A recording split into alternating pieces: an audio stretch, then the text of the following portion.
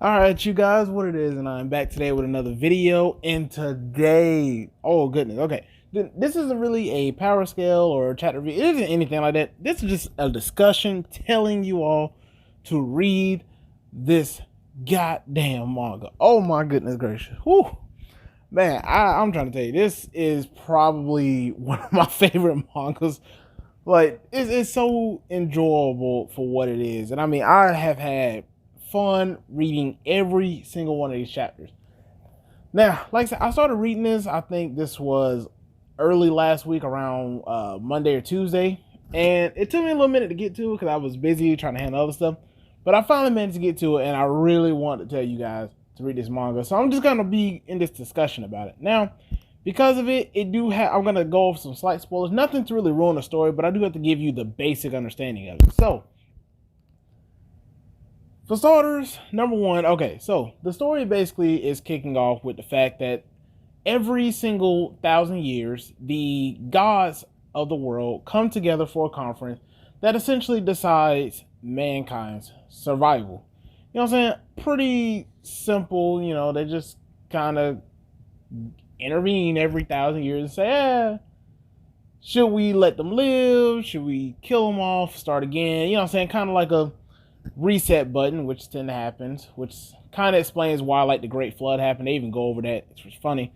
And in this world, like I said, when I say the gods, I'm referring to the simple fact that in this world, every god exists, such as the Norse gods with Odin and Thor being there. You also have the Greek gods with Zeus and Hercules and all the other stuff. Like you have that going on. It's pretty much every god that you can really imagine. They even go so far. You even have the Hindu gods that also come in, like Shiva and beings such as that, Ishnu and all of them are in this manga as well, and it's really cool. The best way I could really explain it to you, like to understand how this world works, is picture Marvel Comics. If you know how Marvel Comics works, they have the I can't remember if it's like the Council of Skyfathers or is the Godhead, whatever. You know what I'm saying?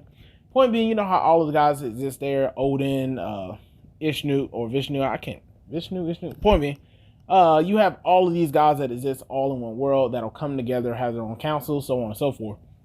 The same thing works. It works the exact same way in a record Ragnarok, and it's so cool how that works. I don't know why I love shared verses like that, but because of this situation that's going on, as you can expect, because of what's going on with humanity, the gods decide that they want to reset. They want to reset again and want to wipe out all of humanity again and start over. But luckily for humanity, the Valkyrie, or one of the Valkyrie actually, decides to come in and kind of intervene and say that no, you know what I'm saying, let's not kill them. Instead, let's give them a fighting chance and let's come up.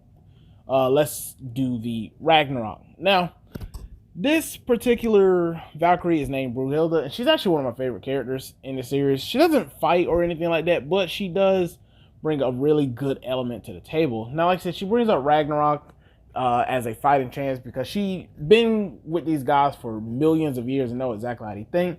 So after calling them scaredy cats, she knows that she pretty much has them dancing in the palm of her hand and gets to start going. Now, at first, I didn't really know what her true motivation was. She just goes off and said that she wants to save humanity. But at first, I thought she had some form of ulterior motive, but it truly is work like that. And she goes through so many character developments. At one point, she seems like she's just doing it just because. Then you see that she actually has compassion and feelings for both gods and humans, though she doesn't like the way the gods run things and doesn't want to see them fall. It's really cool. I love her character. She goes through so much. Now, because of this tournament that essentially goes through for gods and humans, some gods versus humans, you're probably wondering, I mean, they're gods. What exactly can us puny humans do to gods that wipe out and casually vote on destroying humanity whenever they want to? And the Valkyrie, as you know, answer that by going through the heavens or Valhalla, whichever. I can't exactly remember how the phrasing was, but essentially they go through there and they pick out essentially in the entire 7 million years, 7 million years of human history, they go through and pick the 13 strongest humans that have ever existed. And this is why it's so cool, because you just the amount that they got to go through just to get to this point. You know what I'm saying? for this 13v13 tournament, where the guys pick their 13 strongest, the Valkyrie pick their 13 strongest. It's pretty cool. But even still, obviously, a human still doesn't really have that much of a chance because of their biggest issue is they have no way of killing them. The gods in this world, there's no way for mortal weapons to deal with a god. So they come up with the strategy known as Volin, which allows for a Valkyrie essentially to transform into a human's weapon, which can take the form of many things. Like I said, it can be a normal weapon, like what the human is comfortable with, or they can even invest into something like a body type transformation, which we see later on, that allows a person to bring out more of their innate strength and allows them to actually defeat gods and damage gods in that particular fashion. The best way to really explain it is kind of like how Dragon Slayer, Demon Slayers, or God Slayer, any type of Slayer in fairy tale works. It doesn't necessarily guarantee that you can kill a god, but it does finally give you the chance to basically damage and gives you the potential to kill a god. It just kind of like the Volin is basically the Record of Ragnarok's way of